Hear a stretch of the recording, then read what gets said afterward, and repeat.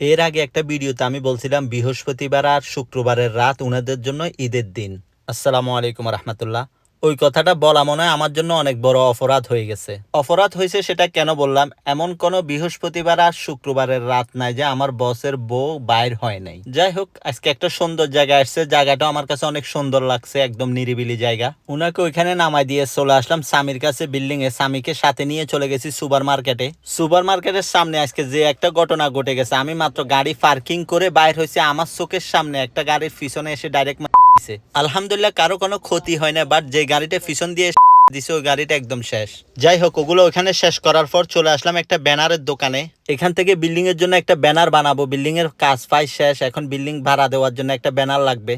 ব্যানারটা একদম রেডি করে সাথে নিয়ে চলে আসলাম মোবাইলের দোকানে। কালকে বসের মেয়ের মোবাইল ঠিক করছি, মোবাইলটা আবার ডিস্টার্ব করতেছে। মোবাইলের কাজ শেষ করে স্বামীকে বিল্ডিং এ দিয়ে এসে শেখ সাব মানে বসের ছোট ভাইকে নিয়ে চলে আসছি মাতামে খাওয়ার জন্য। সেখানে আলহামদুলিল্লাহ দোনোজন খাওয়া দাওয়া করে চলে আসলাম সুপার মার্কেটে। সুপার মার্কেট থেকে শেখ সাবের টুকটাক জিনিসগুলা নিয়ে রওনা দিলাম বাসার দিকে। আজকের জন্য এতটুকু। সবাই ভালো থাকবেন, সুস্থ থাকবেন। আসসালামু আলাইকুম।